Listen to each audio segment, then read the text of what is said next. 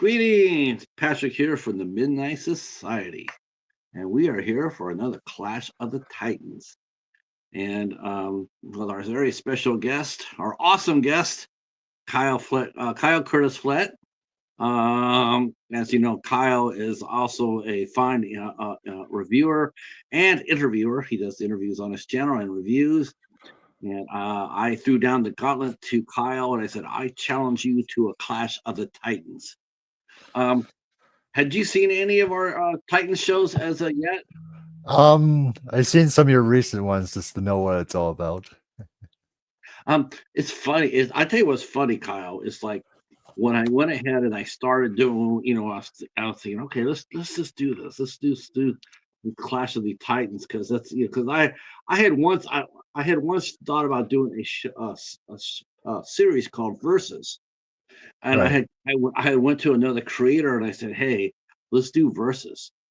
Like where let's do verses where we'll battle against movies, which ones are better.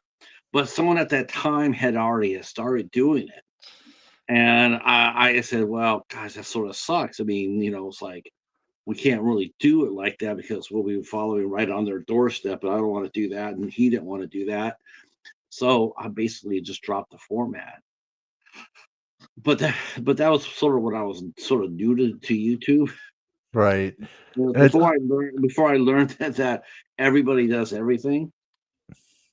Um, right because you don't want to do certain stuff that people are already doing. It is tough sometimes to try to do a subject or thing like it how the same way that people are doing. So you gotta do it in a way that's makes it your own too, your own spin on it, right? So right.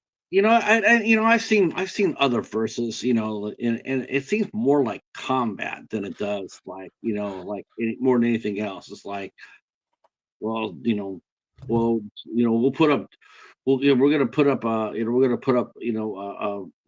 Munchies versus the Ghoulies, and right, then we'll fight. Well, it's like I don't want to do that. I don't want to fight. What I want to do is and the first time I did this, we did this with the two doctors, me and Al, is that we said, it'd be cool. It's like we both love these movies, right? We both are big fans. But one movie we love a little bit more, just a little bit more. We like, and I said, well, right, why don't we, it's like it'd be like if I was battling Casey, Gamera versus Godzilla, and I mean we love those two creatures, right, Casey? Hey, I'm uh, a huge fan of Godzilla. So me too. Well, I'm a fan of Godzilla, but I'm a big fan of Gigan and Gamera. Uh, right, but it's like I'm not going to sit here and say, well, wow, you love Godzilla. Godzilla sucks, and this is right. why. My monster could beat up your monster. It's like, no, I love them both. And so, but what we'll try to do is figure out, I just want to say, but this is why I love this movie just a little bit more than that one. And so we've done 5 or 6 of these. The last one we did was I was here with the Nat, and we did the 13th Warrior versus the Last of the Mohicans. Which I watched. Yeah. Yes, that was a great show, great movies, and that's really the whole key to doing this series is great movies.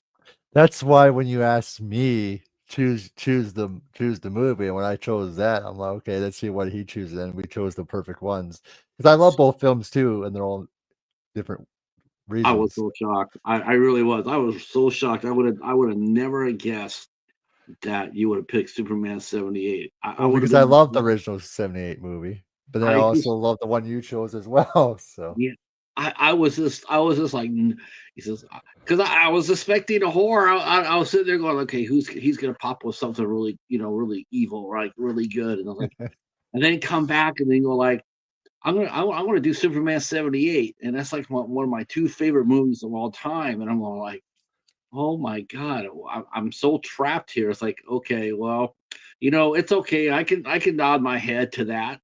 Like he's gonna kick my butt because it's such a fun movie. But then I started thinking a little bit, Kyle, and I'm like, maybe I'm not, maybe I'm giving it up a little bit too much, because there is one movie that I really, really like of Superman movies. Like, I love Man of Steel. Man of Steel's Man of Steel. We could have went with that too and not lost a beat.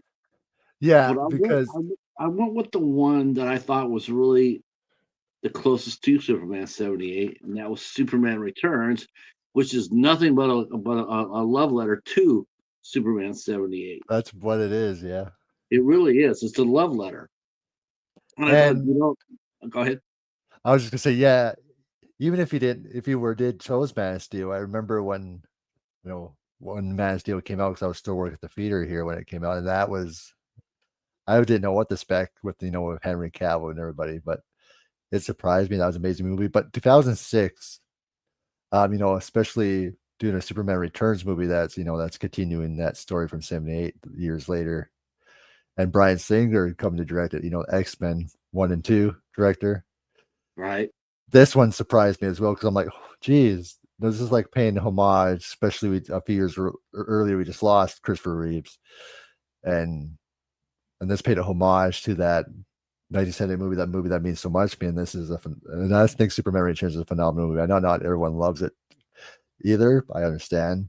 But for me, I think it's a really good movie as well. So I think this would be two good movies to talk about today, like two phenomenal movies from each of their eras. Yeah, it's interesting too. And you and I mentioned this right before we went on. It's like there are movies, especially in franchises, um, where it's like where you'll have a favorite movie. Having a favorite movie doesn't equal liking the best movie. No. Um, I mentioned Friday the 13th. Like, I know the first four movies of Friday the 13th. I know that they're the best movies. They were the best made. They had the best script. It was they're just the four best movies. But when you Right. turn around and start, and they're the best. And but when you turn around, and you turn around and you think, well, yeah, but I happen to like, Friday. I happen to like Jason Goes to Hell, or I like Jason X more. They're I like them. Hi, Sue. How are you? Hey, Sue. Yeah, Nice, welcome nice to to have you Clash guys of the. here. So you can sit there and say, well, you can actually sit there and say, well, I love Jason X. It's my favorite movie. It doesn't always equally necessarily equal. It's the best movie. No, but the main thing, it's your favorite. You love it. That's the main thing. So never let anybody change your opinion. So, I thought that when I was watching the 2006 Superman Returns, of course they had 29 years of technology advances, right? right. 29 years of where the computers, the special effects technology is just light years ahead. Um, it's you can look at that. You can the it's just overall, they had more money, had a bigger budget. I mean, it, in theory, they had a better cast. They had. I mean, as far as better, I mean, as far as bigger goes, some bigger names are in Superman Returns. Superman had a few.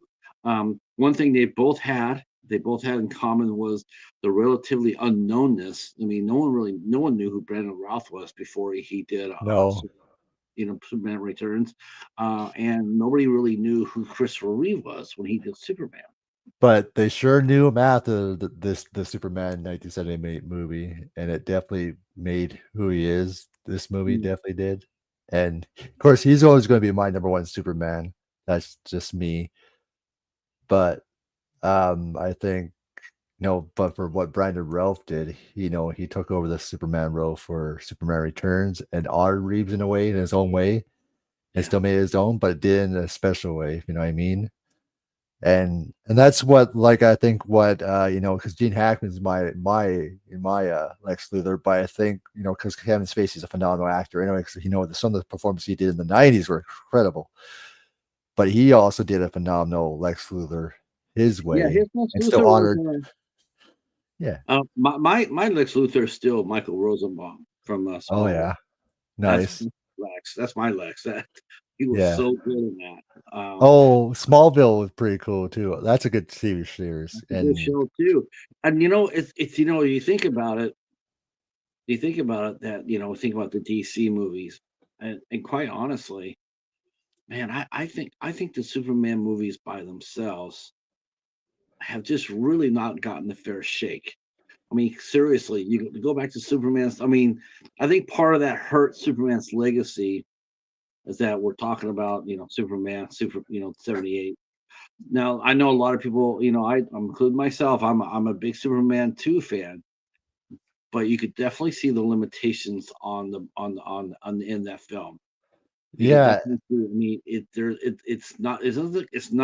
it's not quite as good as Superman 78 at all.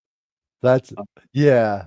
It's considering what it went into the production of Superman 2, Donner getting let go. uh, And thinking yeah, just got to see his Donner cut, which I prefer it over the original version. But yeah, yeah, it did like oh there you go. yeah. I got the Donner cut. Cool. Um, I got because I bought the whole 4K of Christopher Reeves last year, so it came with the Donner cut as well. I'm in the normal version as well.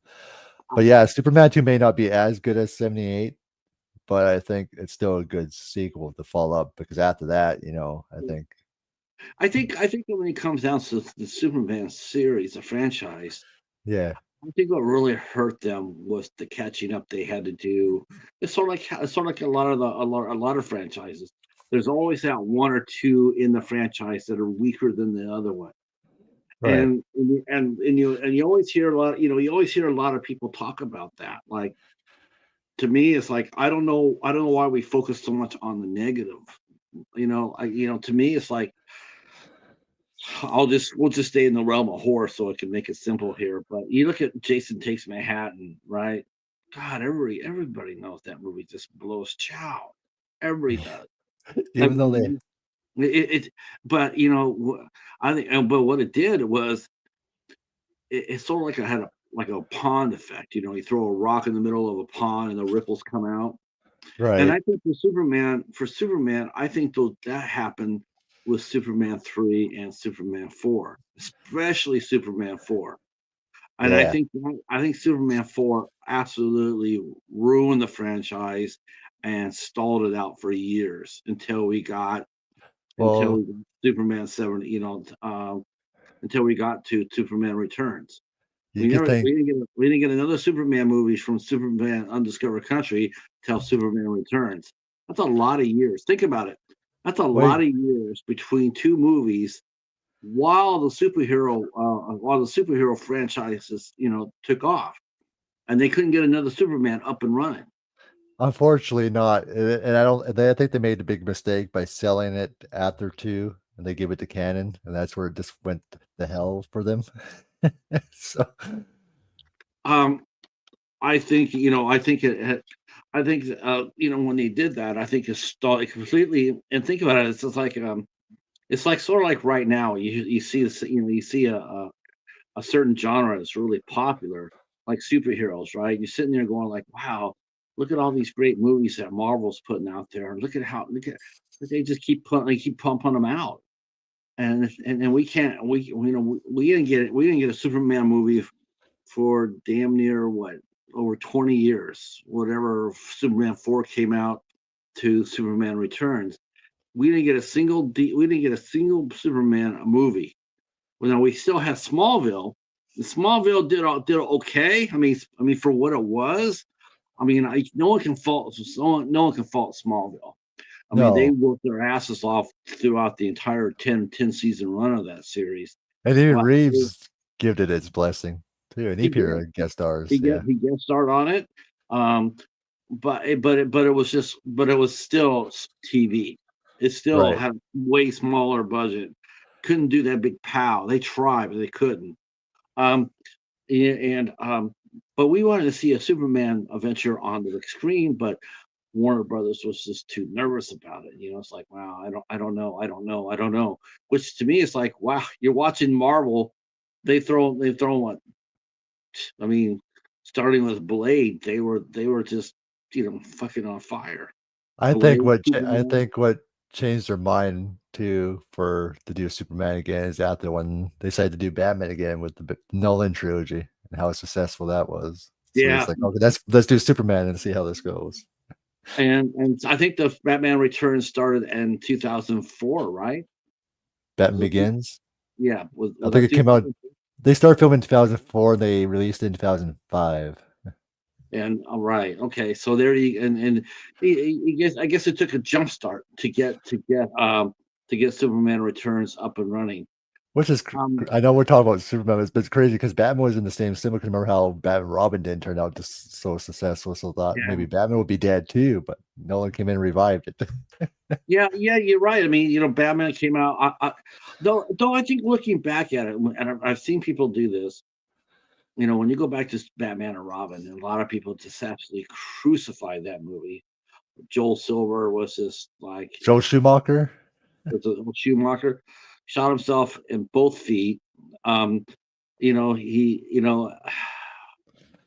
yeah, that was that. You could almost see the Superman 4 curse being laid on that movie. But if you go back and revisit that movie,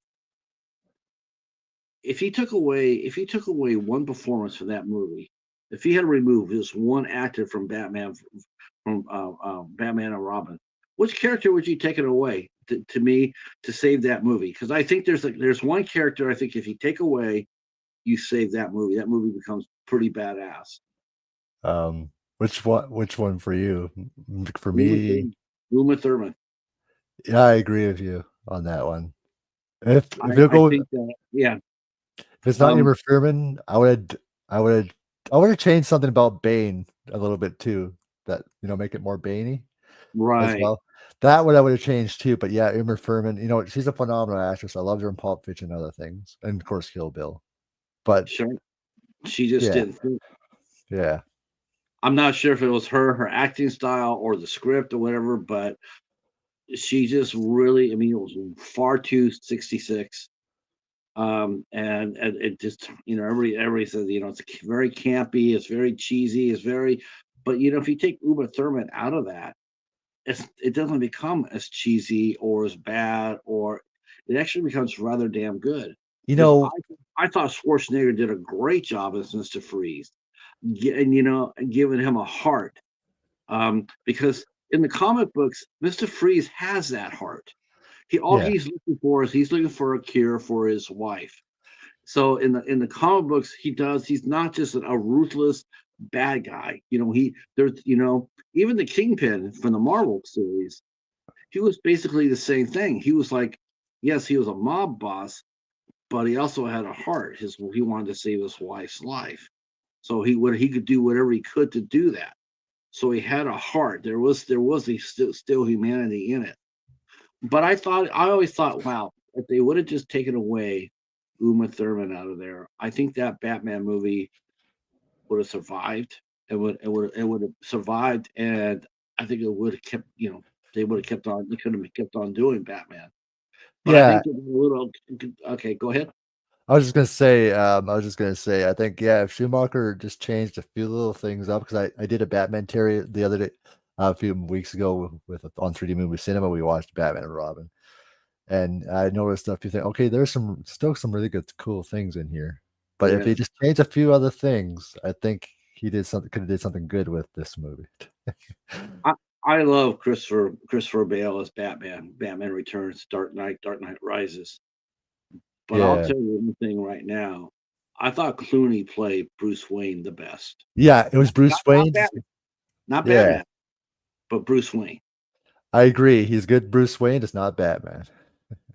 Um, I felt bad for Clooney too. If you go back in there and if you look, when you watch that movie, he was so uncomfortable.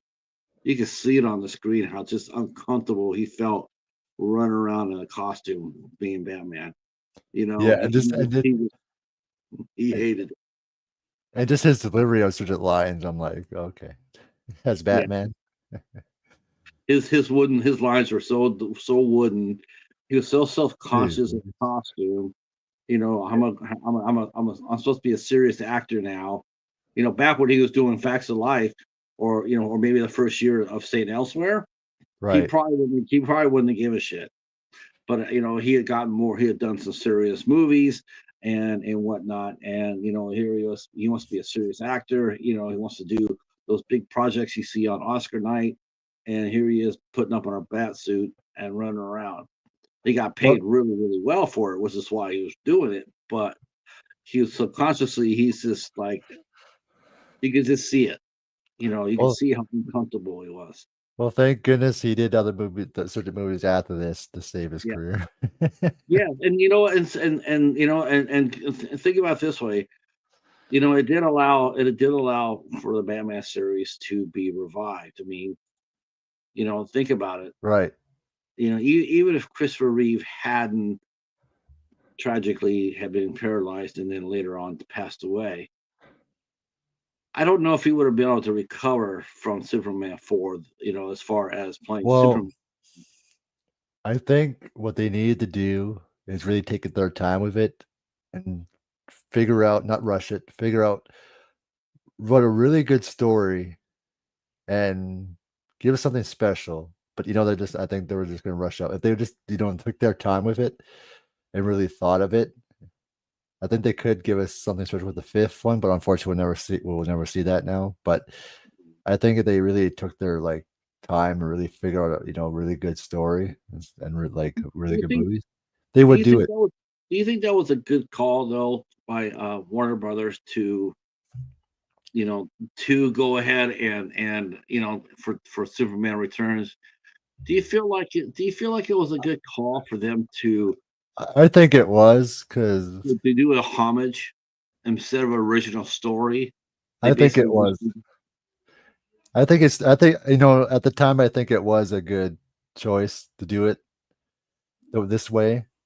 Um, and I think it was the right choice because they were gonna go with with Nick Cage Superman. Thinking this, they didn't do that. Uh, and um Renee's mentioning overall Batman had a really great cast to say the least.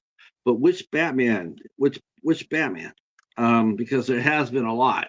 Um, when people say who's your Superman, you basically got three choices. You got Harry Cavill, you got Brendan Routh, and you have Christopher Reeve. On the big screen. Batman's had it's had Val Kilmer, and it had Michael Keaton, and it which had George Clooney. Um, the, Bale yeah, Christopher had Bale. Affleck. Oh God, Affleck. I know, but see, No you fault of him. No fault. no, what they I should can't have. blame Affleck. I can't blame Affleck for that. I blame for the direction that he was given. Well, It was, you know what they should have did, Patrick. Build these characters up before you get even big movie like that. Get him Man of Steel 2, which they should have did, and then do Affleck his own movie. Because why mhm, would you do Man of Steel and then all of a sudden we have Batman versus Superman? I think that was a huge mistake. it was a huge mistake. I'm like, what are you guys Um, doing? let's see. Yeah, and the supporting cast for the Batman movies. Um, Michelle Pfeiffer as Catwoman. Oh yeah, I liked her as Catwoman. I love Batman Returns. I think it's I really love good. Batman Returns. I thought Danny DeVito was really good. I think Batman Returns is better than Batman. Though I did rewatch Batman, I reviewed it, and I'll agree. I'll definitely give Jack Nicholson his due respect for playing a really good Batman. I mean, a good Joker. For at the time, he did it. He did all right. Um, Batman Michael Keaton still not Batman. for He's me, still, he's still physically way too small, I re- and I respect that definitely. For me though, I have a huge, heart for that movie because that's the first Batman movie I ever watched, and I watched a lot when I was a kid.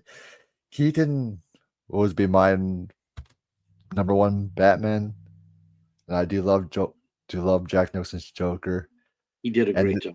just the way Gotham looks. Just how Timber made Gotham looks, and that's the reason why we got the animated series in the '90s. Just something about Gotham.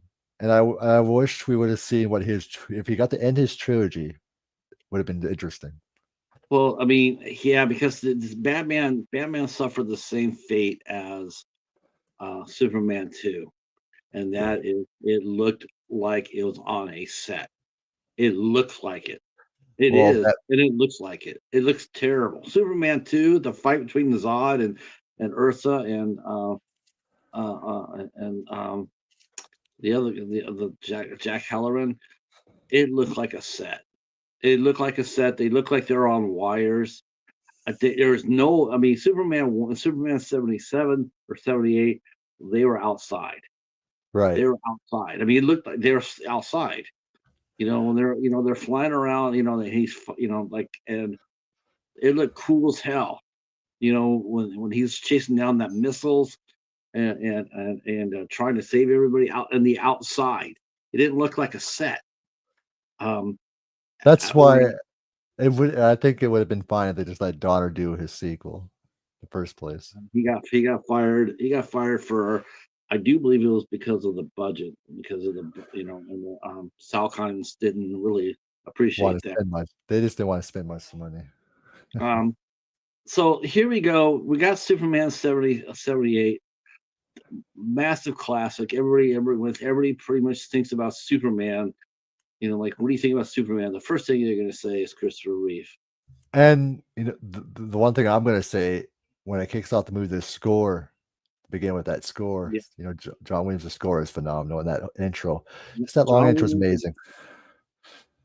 John Williams did the first Superman, and then for Superman Returns, John Ottman took over, and he added his own twist to the score as well.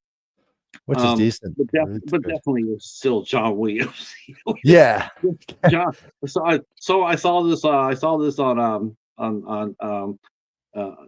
epic rap battles of history. And they had Oh, Alfred Hitchcock and Steven Spielberg. And one of the lines Hitchcock said to Spielberg was, half your billions belong to Williams," because it's true. Because without John Williams, how many of these movies that we're talking about, these classic movies that we're talking about, would be classics? I mean, you definitely have to give credit due. With music, and we talked about this many times on my channel. That, man, but music elevates a movie. it If does, music, especially Jaws. When you hear that shark theme and you yeah, know the shark's around, that yeah, it makes that scene amazing. Yeah. Star Wars, Superman. Yeah. Um, as soon as you hear the first themes of that, Star Trek, same thing there. You Raiders of the hear, Lost Ark, Indiana Jones. oh, right. I mean, and think about back to horror. You got John Carpenter with Halloween. The You Fog. got Yeah. whoever did the music to It Follows. Crazy. And just like you did the Nightmare on Elm Street, theme, that's Freddy. So, We're talking about the great cast of Superman 78. Christopher Reeve, Gene Hackman, Margot Kidder. Yeah, they're well, we all just lost Gene Ned. Hackman just recently. Yeah, Ned Beatty. Ned Beatty's gone. I think the only one of all among all those is well, Jackie Coogan's passed. As I think Valerie Perrine is still alive. Correct. Yes. I think And I so. think that's the last one. Superman Returns. Luckily, nobody has passed away yet. Uh, but uh, but you go back to 78. I mean, you go back to Superman Returns. I remember sitting there watching it, and I didn't know what to expect. I heard the music and like it's great, and then I heard that it was supposed to be like a homage to the first one. And it really does look like, my biggest concern was he was going to try to do it piece by, set by, redo it like they did for Psycho with Vince Vaughn. They basically reshot the first movie scene for scene, Oh, I and know. you did not want to see that here, and we No. didn't. Um, we come back, we find out that Superman has been gone for 5 years. He's been Yeah. gone, and of course, there's a major plot hole there, right there too. And it's like they didn't address it, but it was like he's been gone for 5 years. Where, but where's Clark Kent? Where's Clark Kent? They know that he's been gone, but it's like it would be hard not to notice that Clark Kent has been gone the same amount of time as Superman has been gone. So I wish they would have addressed that just a little bit better. But Right. he basically he's gone out to space, um, and he's gotten his spaceship, and this it's this and he went up to space. He's been gone for 5 years. It's like an introductory for all of us. Like Superman's been gone. That Superman from 1 and 2 he went on vacation. He went Right. to see, supposedly that they have found possibly the planet Krypton, and he took his spaceship and he went to explore it. Um, of course, when I heard that, it's being an old school Superman, I was a little surprised with that scene where he comes back and he crashes his spaceship in his house, basically in his house. And Yeah. I was a little surprised by that, because Superman. I mean, I guess it all depends how you draw it, how you write it, because Superman used to be able to fly through space without any problem at all. He No, could fly, he could definitely not. fly anywhere. He could go anywhere he wanted. He had the power to do that. He was energized by the various stars. I mean, if he felt a little bit iffy, he just fly into some galaxy, fly next to a star and power up. It's like a gas station. And he had, in the comic books, they had him, doing a lot of different adventures, meeting a lot of aliens and all that, which really helped, build his world. Right. Um, I was a little surprised to see how he didn't do that. Um, they had him flying in a spacecraft and he crashed. And not only that, but he crashed and he was sort of weak as a kitten. He comes out of it and he puts his hand on his mom. And I don't know. I mean, when I saw that, I was a little bit, that got me a little bit worried. I was like, oh, like, are we gonna ignore? Now to me, that's part of the problem with the first two movies was they gave him some goofy powers. You know, Oh, we don't well, we don't we don't we don't talk about that Superman cape in Superman 2. The one well, where he, that's the one that. where he threw it, the one he threw it and it's supposed to wrap them up. We Yeah. don't talk about that. Oh, no, we don't because that's that other director's humor, and I don't like that type of director's humor anyway. So, um, um, but and when you talk about Superman Returns, I think the final act is a lot of fun too at the end. You know what I mean?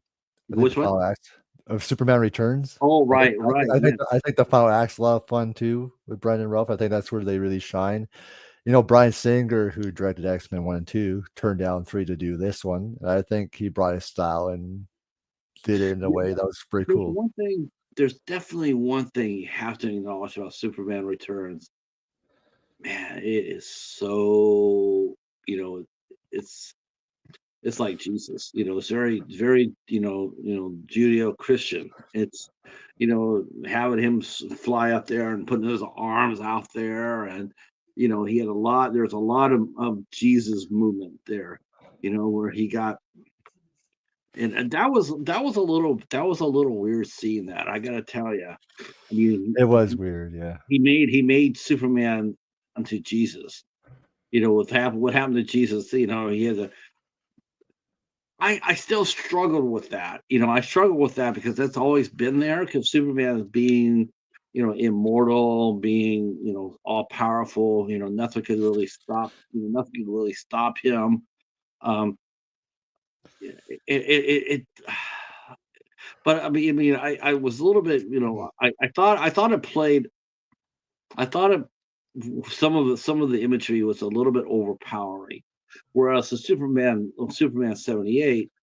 I didn't get that at all. I just got like he's feeling his oats. Superman Well 78, he's just learning to well, feel his boots, so to speak. and 78 was laid the groundwork. 78, Superman was trying to find his way, learn to be Superman, learn to be Clark Kent and be Superman at the same time. He was just trying to. I think the movie just laid the groundwork, which is amazing. Um, I think the final act still has the more emotional weight than Superman Returns. That's just me, but especially how he has to save Lois Lane, and yeah, I do love, um, Christopher Reeve's suit in the movie. What do you think about Brandon Routh's suit? What it looked like for Superman Returns? As far as their best Superman moment, Like, I I, just meant the I suit he the wears. scene, yeah, the scene that got me and still gets me is when he finds Lois dead. Yeah, He's standing there and he's just trying to comprehend that. I didn't get here strong. I didn't get here fast enough. There are things that I cannot do. and then he And just he's sitting there and he just screams and he goes, he's just like, why? And then he screams and he flies. Even today, even today, almost 50 years, that is still that still just haunts the hell out of me. I mean, it sends shivers up my spine. That one yeah, scene where he just yells. And and then he I just spins around the world. yeah, but the cry though. Yeah, when he gets Cry, so the angry cry, and the cry. crying. He gets so angry. He has so much grief. And he's just like, and imagine having all that energy, and see, because he can't do anything with it. He can't No, hit anything because he can't hit anything. He can't like he's just so at that moment. Superman is probably the most impotent of his whole career up to that point. And then he says, and then he's like, I have all these limitations on me, but why should I listen to him? I'm Superman. right. And that's when you see him break, he's breaking, starts rotating the earth back, and you hear his dad, Jarrell sitting there going like, you cannot do this. You cannot. These are certain things you cannot do. You cannot interfere with their history. You can't do this. And he's sitting there going like, I don't want to save everybody. I just want to save the one. Right. You know what's one of my favorite scenes of Simony is when he finds his real father, and he has that scene in was it the Antarctica? Um, and played by Marlon Brando, which is just amazing. So, Hey, Anthony. that moment too is pretty cool. Um, my moment, as far as my moment in Superman Returns, which it really is, and I love Superman 78, but I got to tell you, as much as that scream sends shivers down my spine, and I still can, as far as it being true Superman moment, without a doubt, is when he comes out there and he's lifting that continent, that kryptonite in that kryptonite continent, and he comes out of it and he lifts it up. And then Lex Luthor's looking at it, and then they scan in there, and there is Superman lifting it. No, Man, yeah, I fanboyed out when I saw that at the theater. Kyle, I fanboyed out. I was no, I'm 42 year I was 42 years old when that came out. I fanboyed. I was like, that's fuck yes. That was just like my most singular, awesome moment of the Superman franchise. I was just like, that is Superman to me. That's my Superman. When you look back in the books and you reread all those stories, that's what he's all about. And the thing is, though, was like not only was he like you thought, he's all healed up. Of course, he's doing that, but he's not all healed up, and he's still and that kryptonite still affected him, still killing him, but he still is lifting that son of a bitch up and out. Man, that's just the. I mean, in theory, I mean, right. you can argue that moment right there as far as the superhero movies go, at least in the DC for sure. But to me, Oh, I think you could throw this across into Marvel as well. I think that's probably the most singular badass moment. especially as a Superman moment for sure. Definitely. Um, It's, yeah, but again, I mean, that's one thing I have to. I'll say I'll say for the most part, as far as emotional goes, like impact, like emotional impact goes, I'll give it DC. I'll give it to DC. I never really got that. I never really got the emotional aspect of any of the Marvel movies. You The know? only the only time I got that emotional aspect was in Sam Raimi's first 2 Spider-Mans. So, Yeah, yeah. Real. I definitely could. I could see that for the first two Spideys. yeah. Um, though, yeah, I they did have some emotional moments in there. I personally, I went so far as to go Spider-Man 3. I thought, even though it wasn't a very good movie, I really enjoyed James Franco though as Hobgoblin. I thought that I liked that performance, though it's not a good movie. That's No, the there's too many problem. interference. It's like one of those. It's like in a good movie, that's not a you're not going to really notice that. But when you have a bad movie, you tend to notice good performances Yeah, when more. it I agree. Like, You this is you go back there, like I remember that movie. James Franco was great, but man, the rest of that movie was the cat shit. You know, it's yeah, like, well, they just should never interfered with that movie and just let Sam Raimi keep going, um, so I thought that if you break down the characters too from each movie, like like like I know a lot of people give Brandon Routh a hard time. If you go back to Superman, like which was better, Christopher Reeve or Brandon Routh. It's really unfair to put those two up nose to nose because Brandon Routh was asked basically to play the same character as Christopher Reeve was, so he really couldn't show too much of his own individuality.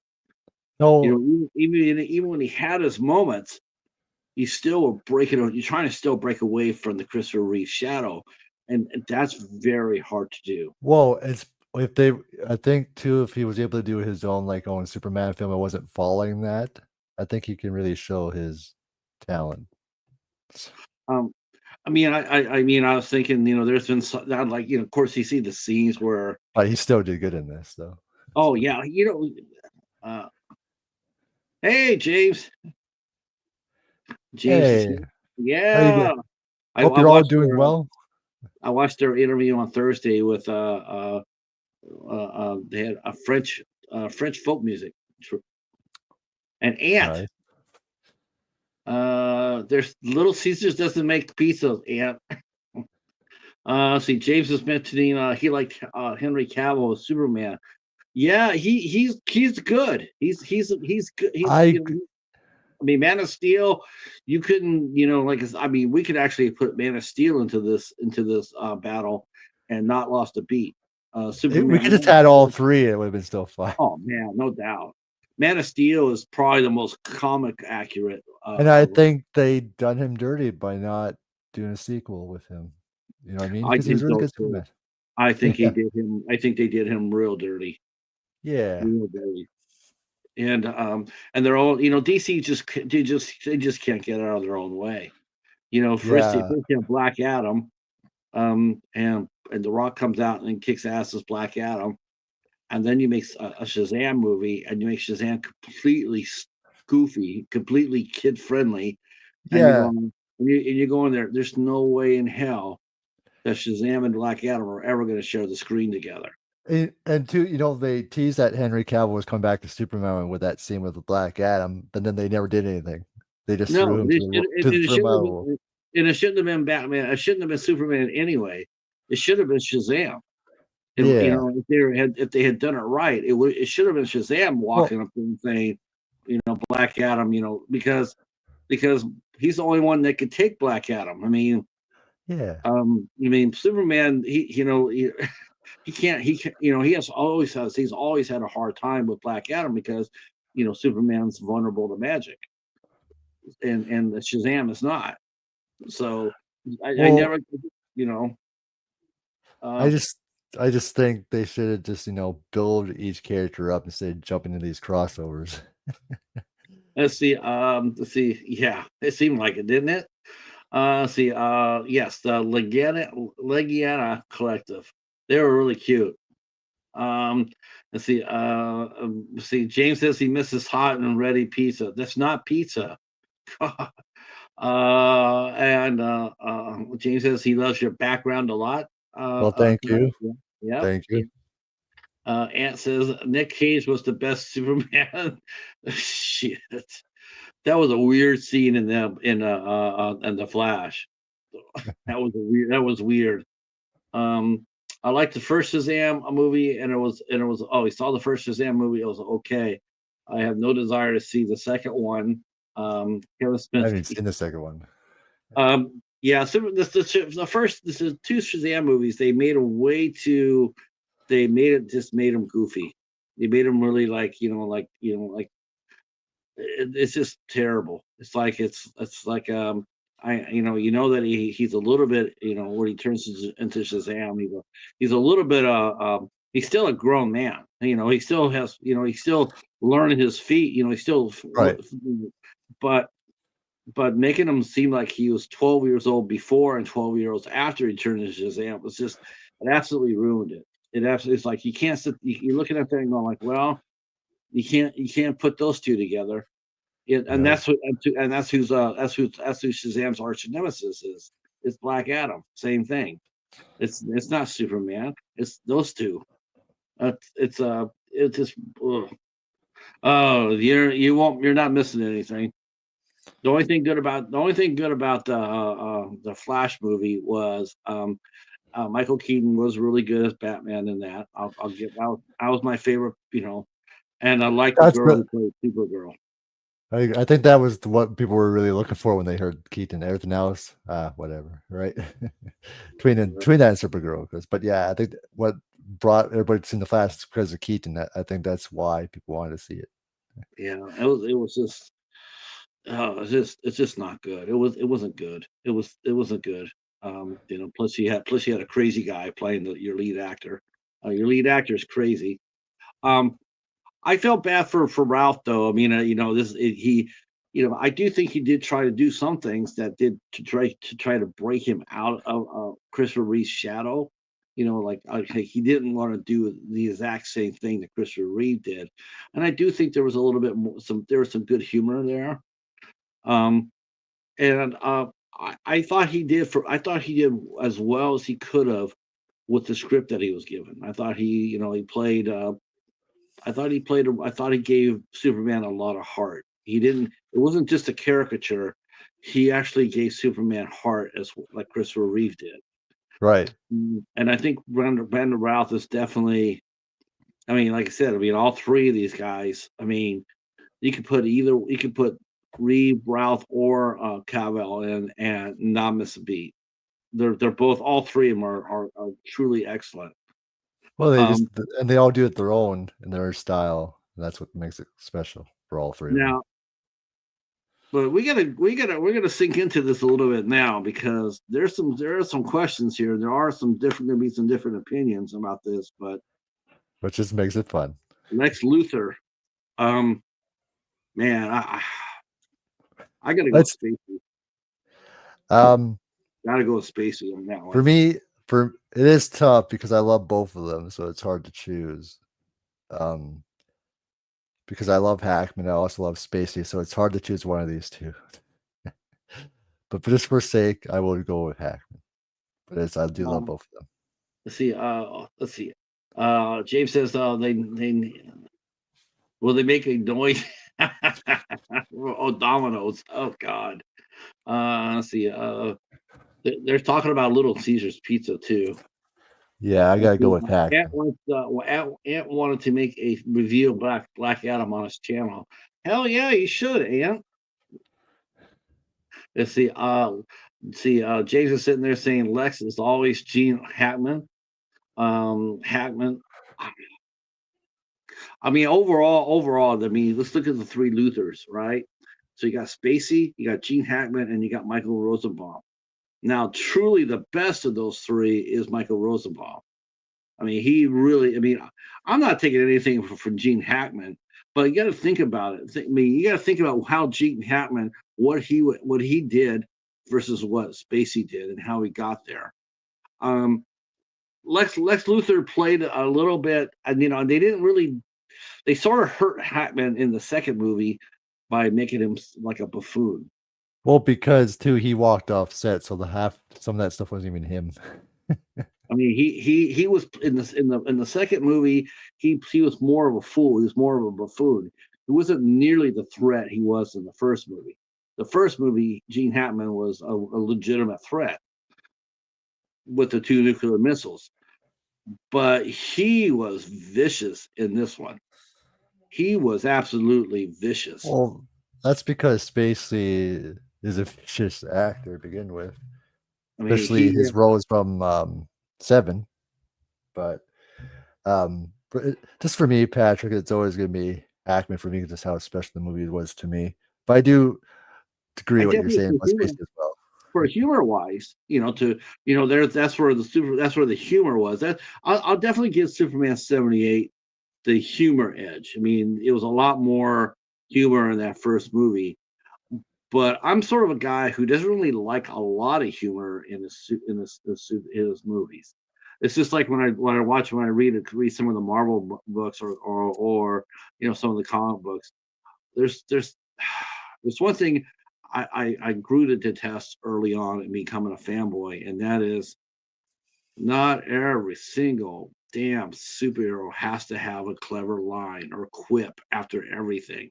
If you go back there and read all the dialogue, and they're always throwing the one-liners out there, and it's like, Jesus, every single one. Every time a Marvel hero was new, oh, they all talk the same.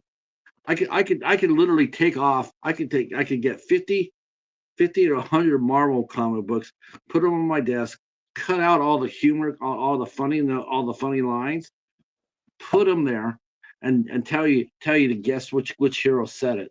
Right. You wouldn't be able to do it. You wouldn't be able to do it because they all talk just the same. They all talk just the same, except for maybe Professor X and Reed Richards.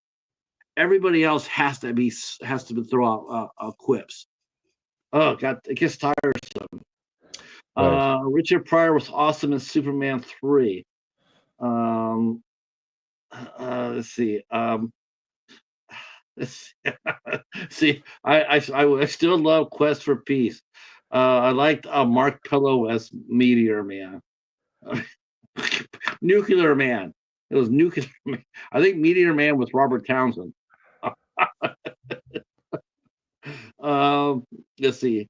Uh, Hey, God is here. God, the Son, Jesus Christ is here. Hey. I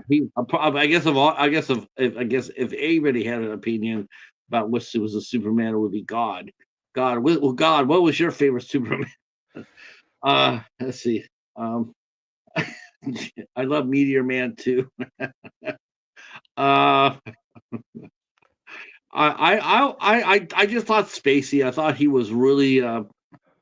I thought he was just. He was cool, but I mean, but vicious at the same time. That the scene on the continent, where the scene on the continent where he's beating the shit out of him, and then he stabs him and tells him to fly. I could not see Gene Hackman doing that. I just asking him to, his Lex Luthor, seeing his Lex Luthor doing that. I just couldn't see it. I just couldn't see it. Um, I didn't But it really get could. that. It didn't really come across as that. Now, I'm not saying Gene Hackman's Lex Luthor was a pansy. I mean, he did kill that cop. Pretty. That was Well, pretty in the train. But but I don't know. I just thought that I I think though if they let Hackman go there, because I know Hackman can play a really nasty villain, especially in Unforgiven and Quick for sure. Dead. I think that they just didn't pull the trigger to let Hackman do more stuff with Luthor because I still love Hackman as Lex Luthor as my Lex The, Luthor. I just think the they part just that didn't. They could have did. I think that they just let him pull the trigger. I think that would have been interesting to see where he could do with that. Do you think they pull? Do you think like you got a point there?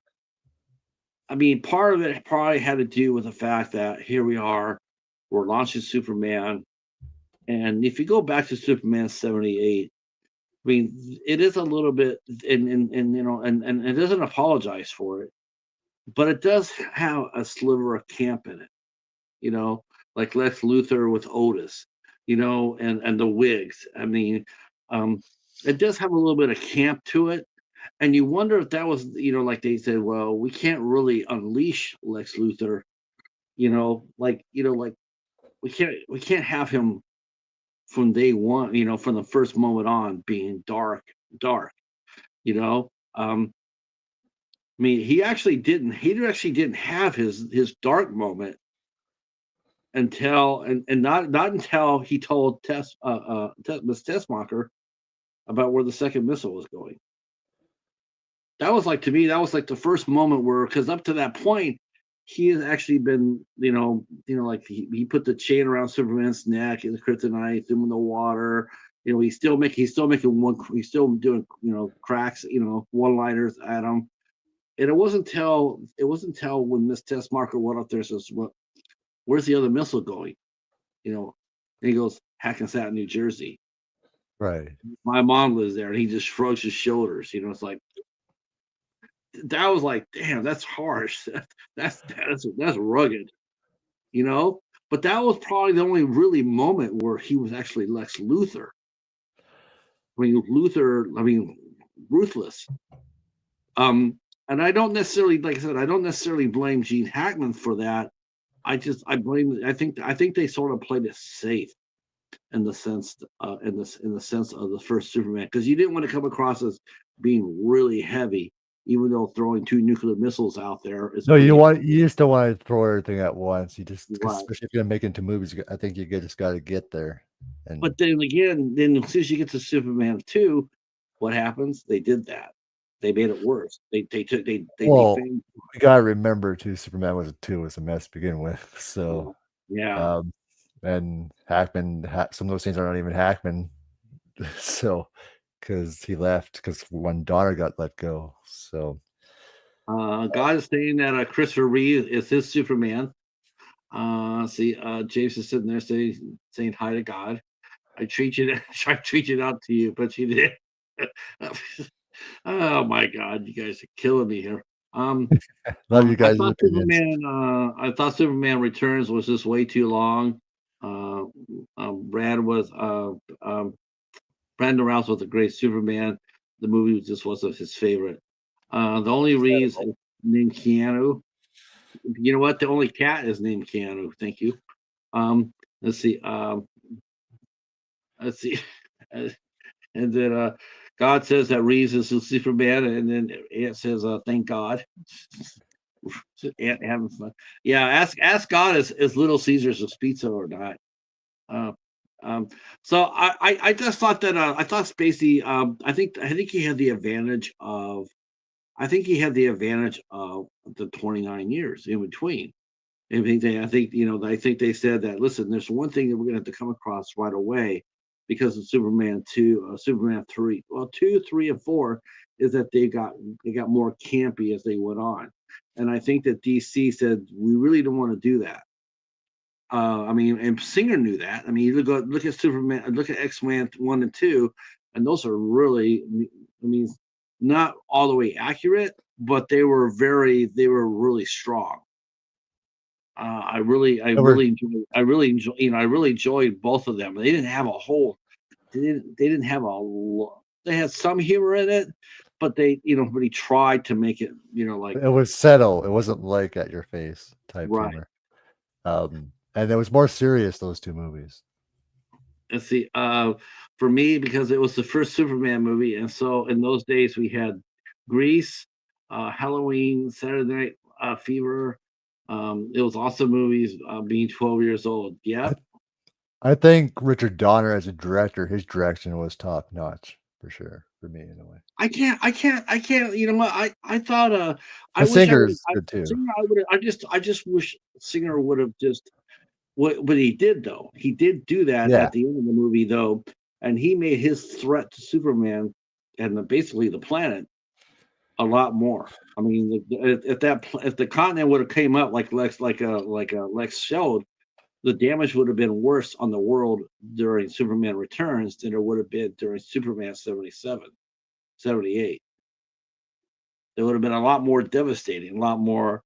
Uh, and they both had the same. They both had the same part about the land. It's Gene Hackman wanted land. Otisburg.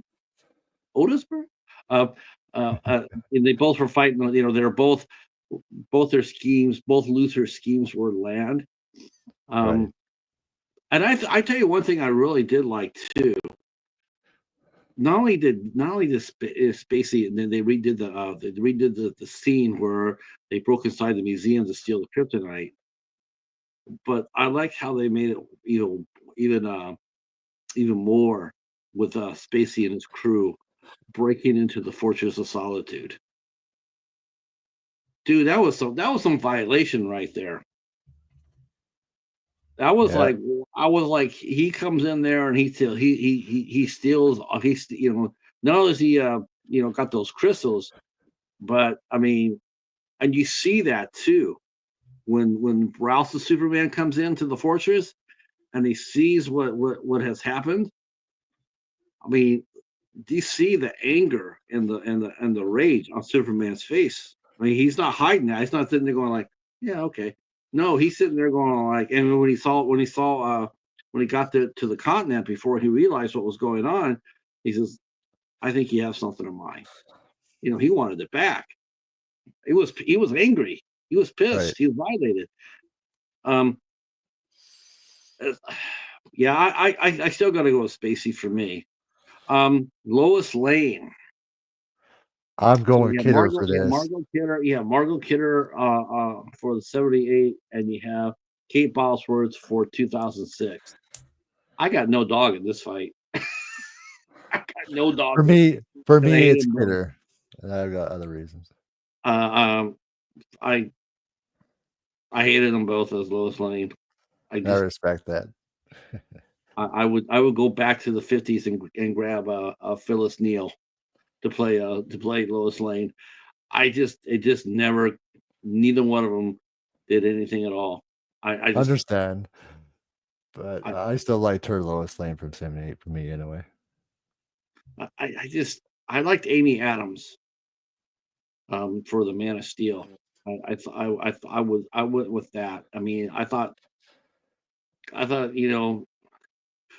she was too nice a little bit in Amy Adams's performance, but they have Lois Lane. They did make her a little bit softer in Superman Returns, but they had her almost talking like like Lois Lane, trailer park reporter, and real brassy and real mouthy, and it's just like that's not really who Lois Lane was. That's not who she was. Again, you go back to the comics and you sit there and it's like she's no fool. I mean, she's not just fawning all over Superman. She's a strong, independent woman, but she's smart and intelligent. She's not. She doesn't come across as brassy, and that's what I always felt that way with Margot Kidder. Was man, I just didn't see I didn't see the connection there. I didn't see the chemistry there, and I certainly didn't see any chemistry at all with Bosworth and Routh. There was none. In fact, there was none with. She didn't have chemistry with anybody in that movie. Not even James Marsden. I mean, there's. Let's see. The best Lois Lane is Margot Kidder. Ant says Terry Hatcher. You know what? I like Erica Durance too, though, Ant. I thought Erica Durance played a really good Lois Lane, but Terry Hatcher wasn't bad either. Like Diane Lane, Great Martha Kent. I agree with that too. I agree too, 100%. She was awesome. I thought she was great too. Oh, I hated that one scene. I'll tell you the one scene that just shot me in my foot for Superman Man of Steel was the way they had Jonathan Kent go out. Oh my god, that was so stupid. That whole scene was just stupid. It's just like, dude, he could Right. snatch your ass, rescue you, have you back by his side, and no one's gonna see you. Right. I I mean, don't but know. no, just stay there and watch me die, son. Even though you can save me, it's like, who puts that in there? That was like that was the worst scene in that movie. That was the worst scene in that movie by far. Um, Terry Hatcher. That's interesting. That's a good call. That's a good call. For Ant. I thought Terry Hatcher was very. I thought she was actually. I think she played Lois Lane with the right spirit. Right. But I just couldn't go with. I couldn't go with either one of. I couldn't go with either one in I the movie. understand. Yeah. Um. Hey, brother Max. All right, let's go to the two hench ladies. Eve Tessmacher against Kitty. Um, without a I doubt, go, without a doubt, it's gonna be Eve Tessmacher. It's gonna be Eve Tessmacher. yeah, from the original, it's gotta be. Yeah, there's no doubt about that. Valerie Perrine was just absolutely. She was amazing. Yeah, I mean, sheesh. But she was very popular back then too. She was very popular, and the on the Donner cut for the Superman's movie, much better scene of Right. Miss Tessmacher, laying on her back after that car accident. Um, Right.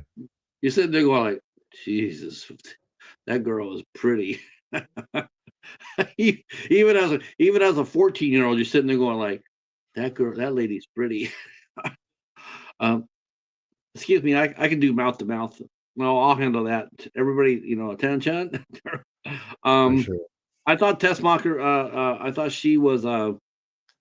She was on Lex's side, but when she got enamored by Superman, and she ended up saving his life. Like save my mom first. She made Superman. Save her mom. So you gotta promise me. Um, she had a heart, to change her heart. Um,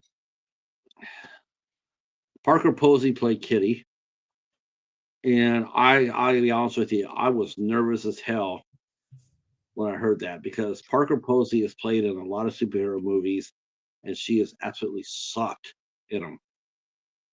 She sucked in Blade 3 Trinity. Well, that Oh, script was horrible anyway for playing Trinity. oh God, she was terrible in that movie. Ah, um, I want to see what else is she. I think she does some other. She did some other movies too, other superhero movies. I thought the dialogue between her and Kevin Spacey was pretty fun. And I thought it was really interesting was when she found out that the car was supposed to be fixed so Superman could rescue her. It's going to be like partial brake failure, and Lex Luthor had actually taken away, given her the car with no brakes. I thought that was interesting. Right. Seeing what other movies I know she's done some other superhero movies. I thought, but I could be wrong.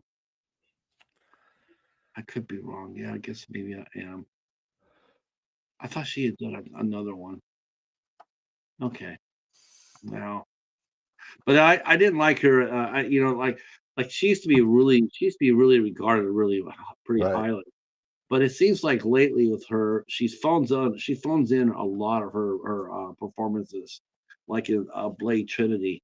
Um, just absolutely terrible in that movie. Well, no, Um, there's a lot of problems with that movie because I think the oh first 2 plays are still the strongest. So, God, I mean, yeah. I think Blade Trinity is sort of their version of Superman 4. You got the same people in it, but it doesn't mean it's going to be a good movie. well, Let's see. Uh, there's different director too. let's see. Let's see. God says he worked with this carpenter. You can't even make this shit up. It worked with this carpenter named Red that dated Parker. Parker Posey. Yeah, I think it's one of those things where you hear the saying about people taking doing we were talking about earlier about George Clooney, where he took the money. He took the money, but he hated doing what he's doing. Right. With the money's so good, and I think that's really what happened with Parker Posey. Though she did give more of an effort in Superman Returns. She didn't take the money and run. She did act, and her Kitty Kolaski was. I mean, she put some effort into it. And she did try to and she ended up trying to save Superman, and she did thwart Lex Luthor at the end by dropping all the crystals into the ocean. Um, I thought that was interesting too that they did that. They showed like you going like, wow, she just lost all those crystals. Like, how Superman going to get it back? Right. Um, and and I felt bad for that too. I want to talk a little bit more about that scene because if you think about it afterwards, I think this would have been interesting to. I wish they just would have had a little bit more reference to others. Like in Superman Returns, they did acknowledge like Gotham's temperature. They said Right. Gotham. They acknowledged, so you heard that, so you're in the Batman world. Um, I think it would have been more interesting to see instead of Superman flying like he did in at the end. I Right. think it'd be more interesting seeing him fly and recovering his property that he had been stolen from. I don't know why. I think that would have made him more human, like for going down in the water and reviving his crystals. Um, but she did save Superman. So and she did get throw the crystals back into the water. Um, I thought she did fine. I thought Yeah, she she did. was fine. Uh, I guess the other I guess I mean, really, as far as main characters, I mean, Jimmy Olsen was fine. I mean, I really didn't know that guy at all, so I would probably go with Mark McClure. I thought he was good. I like the I fact that they had the original Jimmy Olsen. I thought that was really good. I thought that was a nice moment. the thing I like is how Christopher Reeve was able to switch between Kent and and actual Superman. I think he did a Yeah, good job there. the changes from Kent to Superman. Yeah, Yeah. I thought it was. I mean, as far as pure emotion goes, I think the first time Superman in Superman 78 pops that shirt, Yeah. it's like, wow, that's badass. But There's just something overall, about awesome, yeah. I think they did a better job in Superman Returns.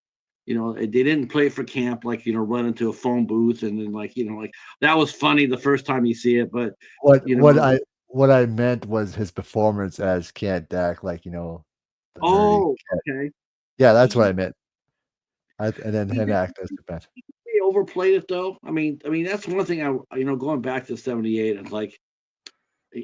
it's it was almost like he overplayed his hand a little bit. Like he's smart enough to go through college to get a journalism degree.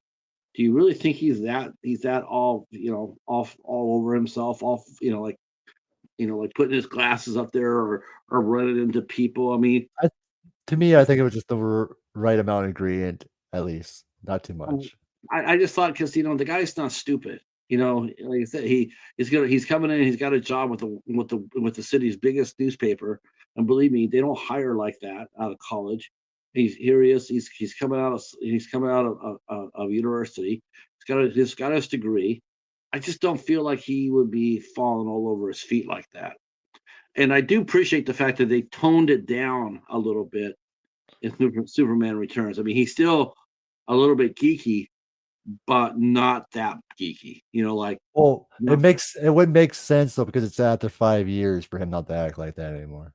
right, right, right. And I don't think he would have been.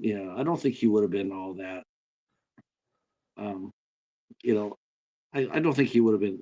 I definitely see him being shy and whatnot. but I Well, just the don't way feel. Roth looks, it just would have looked weird if he would have did it. It worked with Yeah, Reeves, but not with Roth. I agreed. Agreed. Um, let's. I guess we can talk a little bit about. Yeah, we also talk a little bit about Perry White. Um, Perry White, Frank Langella, Jackie Coogan. I would throw that as a toss up. I thought both of them did fine. They're both equally good. Yeah, both equally good. I mean, me and definitely thought that Coogan had more energy. He's sitting there and he's got that cigar in his mouth, and he's he's sort of barking. He's a little bit loud. He's like an old school editor at a newspaper. I mean, hell, I might as well give. I give him maybe just a slight edge on that, but I do like Frank Langella when he looked up and he saw that coming down on him, the planet, and he goes, "Grace Caesar's ghost." I thought that was cool. That was Right. really cool. Um, and I guess the others, I guess the other two actors we could talk a little bit about and their influence would probably be Ned Beatty as Otis I think and Nate Beatty for his character is good. James Marsden as um, Oh, uh, Marston. Oh yeah, because James wasn't it James Marston, Cyclops in X-Men? Is that the same person? yes, yes. Okay. I remember at the theater. I remember at the theater when he popped up there. That's when people were going like, "Hey, a Cyclops!" I figured that was the same person. I know the name. I'm like, okay, James Marston. Yeah, I was that was cool though. It's like at the same time you're going like, that's to me that's a trip though. Is when you see actors who create a superhero character, right? Like Right. I'll tell you the big problem I'm going to have already. Man, I am so hating already um, with the thing with Downey. He played a great Iron Man. Let it go, but he comes back now. He's going to play Doctor Well, Doom.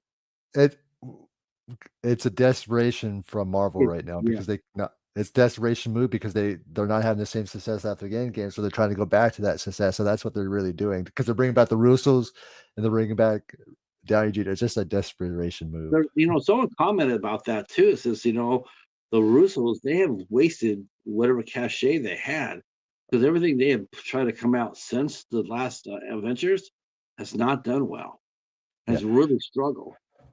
and that's why they're trying to go back to the people that made them success. That's the only reason why they're doing it because they're realizing they're losing a lot of money and not.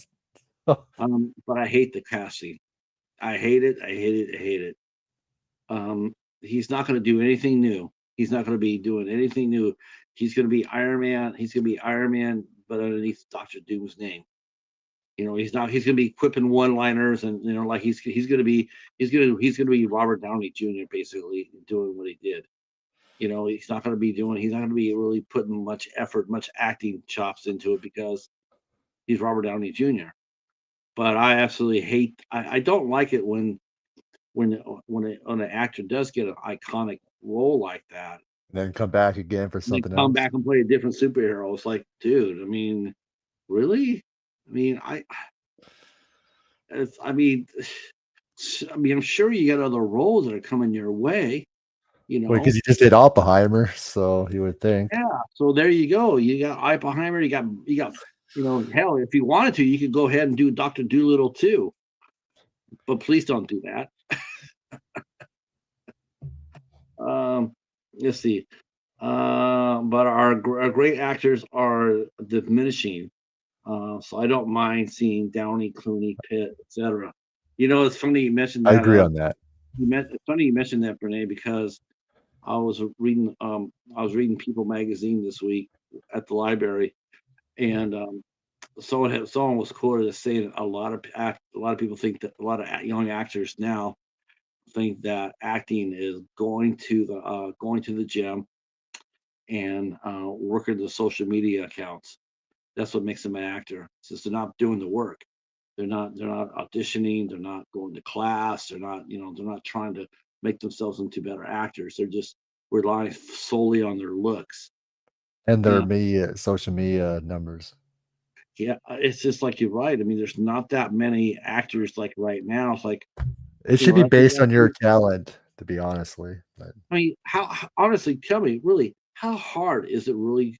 Should it be to recast a iconic character, a Superman, a James Bond? well, you gotta take your time because you gotta make sure it's the right person because you can't just choose Sure, but anybody. hey, but how? But yeah, but how much time? I mean, like look at James Bond. They're not even close to picking out another six. Well, and now with Amazon, who knows? I So mean, I'm thinking about like how look how long it took to do to bring out another a Tomb Raider. It's like how hard is it to find someone who can come in and follow Angelina Jolie? I mean, she was great in it, but she's not irreplaceable. You know, she you can go. I mean, that's a right. good, interesting character. Hollywood has tens of thousands of actors. Are you trying to tell me you can't find somebody who can go ahead and do what she's doing? I just had that. I have a hard time believing. That's why it's just like with Nightmare on Elm Street. I know it went back to the estate to the kids. You can find, I know, because eventually you're gonna have to cast somebody as Freddy because Rob Englund's not gonna is up there. So I think you can find enough new Freddy. It's just like, come on, there's got to be someone that can write a good script. Just use it as an example, of course. What you're saying. Yeah, again, it's like people think, yeah, you're right. I mean, think about it. Well, we got to find the right actor for Jason and Freddy. Why? They're makeup. They're makeup. They're not. We're not seeing. We're not going to those movies to see their faces. I mean, seriously, you could. That's what It's I just really liked about. That's what I really liked about the new Friday the 13th, the last one, the reboot they did the with 15 years, 16 years ago. yeah, with the one with Mears, Derek Derek Mears. Mears. Yeah. Derek Mears was perfect. Well, He was because perfect. He had the he was size. what menacing and he ran at you because it's scary when the big person scared like that runs at you. You got nowhere to go, right? Right. He was fine. I mean, I did. I'm not going over there to sit there and say I want to see his acting chops. No, we're there because he's going to kill about 10 or 12 teenagers and go. I And get. and why is it? What is it? Why can't you guys make good scripts? You know what I mean? Too. It's not that difficult to come up with No. something and take your time and write the good script instead of just throwing it out there and just give us whatever, right? Good scripts are a must, which is why you know Superman 78 and Superman Returns, as far as a script and story goes. Now I agree with James about one thing he did mention. I do think they could have took off about 20 minutes of the movie. It The was a movie, little long. I will yeah, agree on that, two, but just a two little bit. hours If I'm gonna 35 minutes. nitpick on anything, that part I will.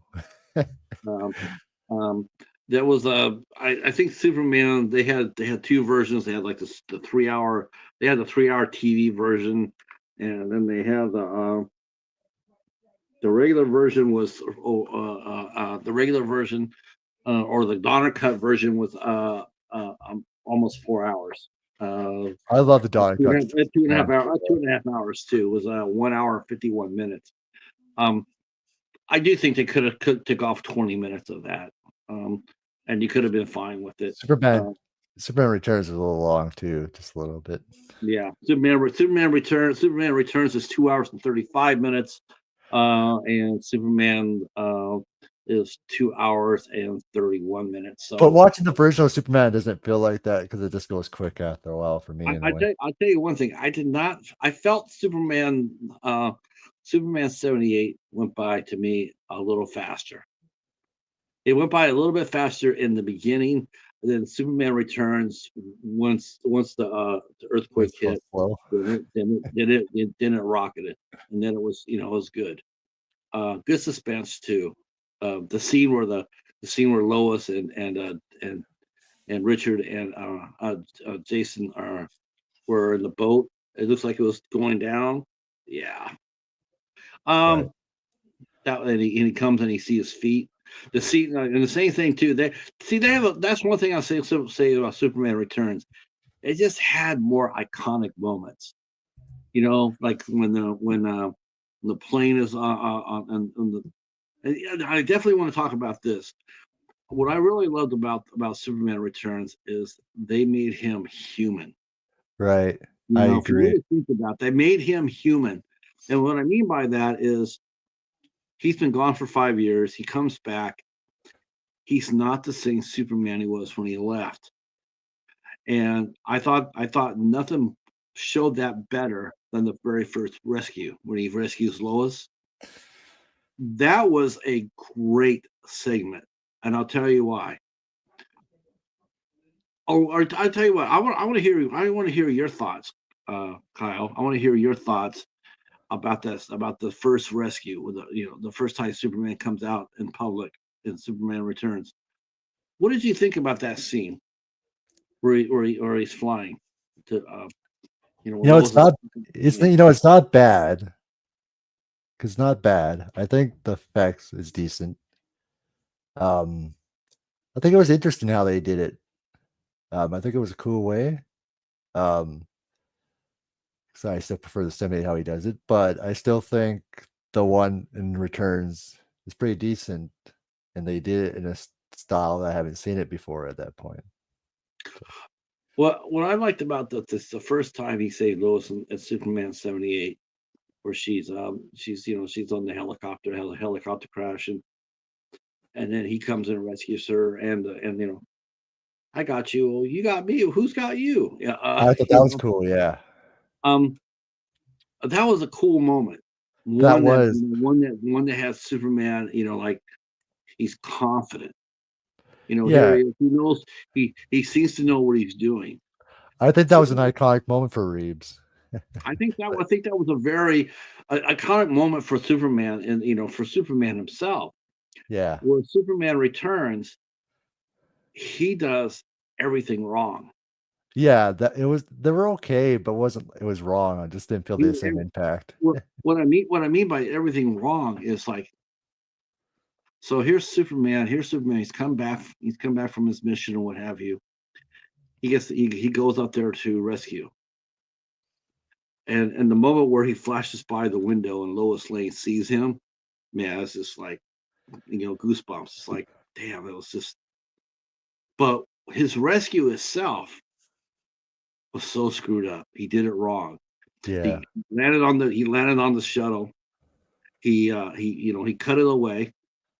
He cut it away, and he stayed with the shuttle. And that plane, the jet, started spiraling down.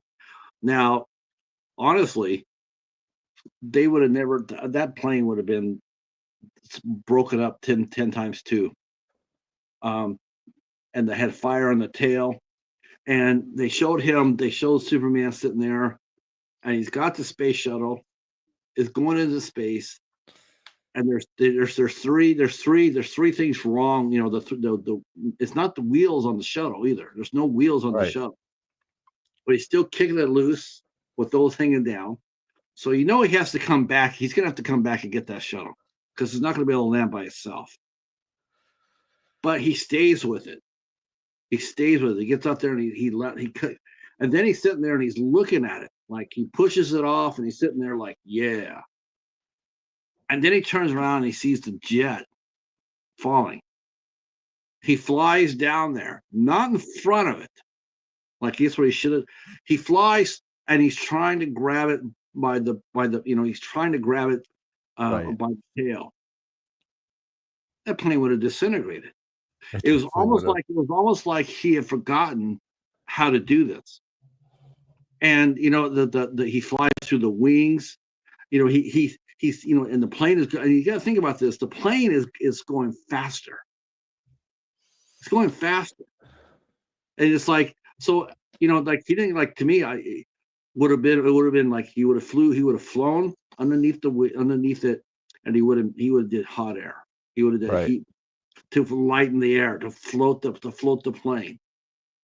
But he keeps on. He just can't. He feels like he can't figure out how to stop it. And Right. finally, he goes up there and he gets up there to the front of the plane. All those people would have been dead by now. Even when he would have grabbed it to slow it down, people just would have been like, they would have been. It would have been like a. It would have been like it wouldn't have been good. It was, and he puts down the plane on the baseball field, and he's standing there and listens to all the applause. I'm going like, you fucked that up. There's no way any of those people are going to be alive. There's no Yeah, way none of them were going to survive. They would have considering never you're survived that rescue. He did it all wrong. It cons- wasn't super. Go ahead. I was just gonna say, considering you're supposed to be following the Senate movie, there's no way you would have pulled that off like that. So Hi, Betty okay. J. Hi, Stacy. Hey, how you doing, Betty? Yeah, it did do it wrong. It just didn't make any sense how they did it that way. Yeah, I I thought by doing that, like I wasn't criticizing the scene, but I really admire Singer. What I really liked is the fact that it shows Superman being human, like he's capable of making mistakes. You well, know, it he's just showed. still here. Yeah, I mean, here he is. It's not going to be as easy as it was for him the first time out. He's going to get back to the swing of things, right? right, And I thought that rescue was a great scene to show that, like, he's not just back. He's struggling. He's going to struggle for a while. I mean, and the fact is, he's and I thought he's sitting there and he's sitting at the plane in the baseball field and everything else, and I'm going like, okay, so to me, it's like, why, would have been more interesting is the fact that if they would have showed him like, I got to get the other one now, and then go back there and get the right, spaceship. He's going to have to do that because that wouldn't have been on the land. It wouldn't have been on the land because it had no wheels. They're all frozen. So I thought that was a really great scene as far as as far as Superman Returns. I really enjoyed that a lot, showing that he's not infallible. right, He's not perfect. Um, I thought that was, and then of course as he goes on, he gets more and more back to his normal self. Um, right. Thoughts on Valerie Perrine? Yes, we talked about Valerie Perrine, who played Eva Tessmacher, and we definitely gave her the thumbs up. Yeah, Eva Tessmacher was a great character. I guess for the James Gunn, I guess they're bringing her. I guess they're bringing that character back. Cool. Thoughts on the before we wrap this up, but thoughts on the new Superman movie? I mean, you have any been following it along, Kyle? Got You any know, idea? I am excited for it because I'm always excited for when a new Superman comes out. Um, yeah, I'm definitely excited for it. And I don't think they have too many characters, but just because it depends what you do with the characters, of course. I think if Gunn does it right, because then I'm still cautious. But if Yeah, James does it right, I think they can give us another good Superman. I'm excited because I'm always excited when there's a new Superman movie. So I'm looking to see what they do with this movie. So I mean, I'm nervous too. I I'm am nervous. nervous. I'm excited, but at the same time, I'm cautious. I'm nervous. I just wish it hadn't been him. Yeah. I hated his Guardians of the Galaxy. I hated them. Oh yeah. I'm not a fan of those movies at all. Um, Gotcha. I don't like that. I hope he doesn't feel like he needs to. Um, I just hope he doesn't feel he needs to put his own imprint on it because he doesn't. Um, I'm not even sure if they're having Lex Luthor in this first one. I really sort of hope they don't. I I I don't really think you need to if you're gonna if you're gonna make it like a series out of it again, bring them in at somebody. We don't always need Lex Luthor to kick it off. um I agree with Patrick regarding Galaxy Guardians of the Galaxy. Thank you so Yeah, much. I am like a lone voice in the woods in that because I just can't stand those three. I just hated them. I hated them so much. The original Guardians of the Galaxy it's one of the most badass comics that Marvel ever made, and legendary characters. And you could have used every one of them. Hell, you used Yondu. If you're gonna take him out of space and time, you know, uh, like yeah, I just oh God no, that's everything. It's everything wrong in a comic book movie. Um, yeah. I, I hope that that's one thing too. I guess I think that's what really worked for the Batman was they didn't come in and they didn't do the fucking Joker again. Well, Oh, and you didn't need so another origin story either. So I'm so sick and tired of these guys coming in there and they're battling the same people. It's there's like, other villains I you don't guys want could use on screen that you haven't used yet. right. I mean, there's Don't so get me many wrong. roles. Don't get me wrong. I love the Joker, but I want to see someone else new, other too. Yes, So yes. I mean, me too. I mean, that's one thing I liked about, Dark Knight Rises was the fact that they brought in Bane. I thought that was pretty cool. I'm looking at the new Daredevil, dude. I fanboyed out. Guess who they put in you probably don't know who the character is, but I saw the character they I added do. to Daredevil. Oh, They which added in one? White Tiger. Oh, that's Oh my cool. god. I was jacked. I'm like, "Oh shit, they brought in White Tiger? That's because he's a street level hero and he was great. He's a supporting character, but every time he saw him coming in to help out Daredevil, it was always a good time. Always a good time. Right. So So I was like, man, that's what I like seeing. I like seeing shit like that. Um, I don't want to see the same old faces. Like, okay, no, as much as I love them, I want to see new people. Give other people a chance to shine. That's all. that's why I like to think. I think that's the reason why Batman Return worked so well was the fact that they brought in Ra's al Ghul. You know, they didn't bring any. You They didn't mean bring Batman Begins? Batman Begins. Yes, they brought in Yeah, Ra's yeah, al Ghul. I thought yeah. that was amazing. You Liam know, Neeson. Yeah, I thought, yeah, Liam Neeson was great.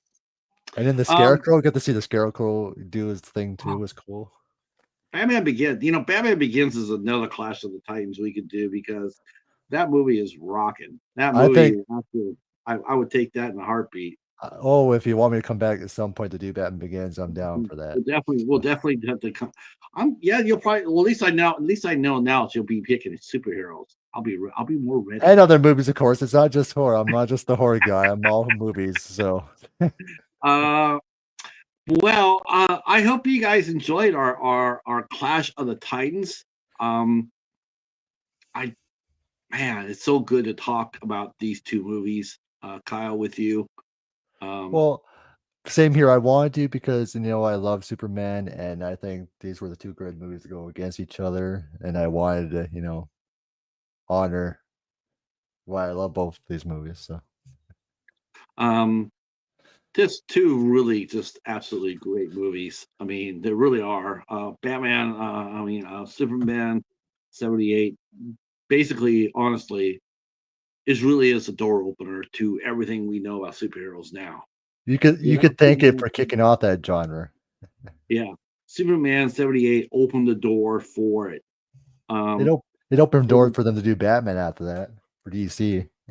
there's a lot of movies that came on, before Superman. Yeah, you're right. I mean, before Superman 3 and 4 came in, the Batman series got started. The TV shows were still going on. You had it got the Incredible Hulk was done in the 70s. You had the Spider-Man series that came on early in the 70s. Um, Right. and of course, afterwards, you had Doctor Strange. You had the Justice League TV movie that they try to make, uh, that were just trying to keep the genre alive. Keep the genre alive. And Yeah. then Spawn came out, and then Blade, and that opened the doors. That Right. opened the doors were being shut. And especially after Superman 4 and Christopher Reeves also being paralyzed. It did go Yeah. back down to just TV. The New Adventures of Superman, which did well enough to keep the interest going. And then the Superman animated series in the 90s. So, Right. So there were a Superman 78 definitely opened the doors for a lot of that. It's sort of like a es- superhero Halloween or especially, Chainsaw especially Massacre. it was the first thing of its kind too, a movie like that. And if they screwed it up, it would just been like, oh no. But thank Right. goodness it was a success for them, and it became one of my favorite Superman movies. And then now we got it opened the door for the later on superhero movies that we love. So Yeah. So we gotta definitely give credit to Superman 78 for being the gatekeeper, for being the one yeah, that the being the one that the Godfather, the originator, the Texas yeah. Chainsaw Massacre of superhero movies. And it Um, did have a and Godfather in the movie, Marlon Brando. So, it's sort of like the Godfather, and then yeah, the Godfather came out, the Godfather 2 came out, and yet it's considered the better of the two movies. sort of like how Superman Returns is the better of the two movies. Right. Really, I'm right. No, I just said right. I was I was waiting for you to agreeing. catch me. I was waiting for you to catch me. Go, wait a minute, wait a minute. What did you just say? No, I was just gonna say no. I still love 78. It's still the best movie. But I said I got Kyle to convert. no, I didn't really think what you were saying. Oh, wait a minute. What did I just say? Never mind. Wait, what? Wait, what? Uh, Huh? but we will come back. We're going to come back next month with another class of the Titans. We might get two. Rumor has it that the Nat is looking for someone to challenge.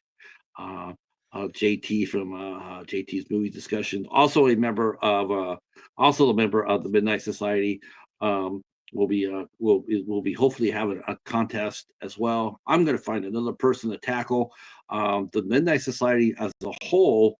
Hopefully, we'll be back in May, and when we're going to do it. All three of us going to be battling hard. Oh, I don't know what we're going to be battling, but it's going to be the three of us, and we're going to be tackling something. yeah. But if you want to do this to anybody's watching, if you want to be a part of the Clash of Titans, drop a line. Drop me a line on my Instagram. Drop me a line here. Say, hey, you want to challenge? You want to challenge? And we'll get together. We'll get ready. We'll bring it. And if you want to Right. do a tag team, let me know that too. We'll do that as well. Oh, Um, yeah. Kyle, thank you so much for coming in here You're and welcome. thank you for Thank the chat and hanging out with us. I really do appreciate it.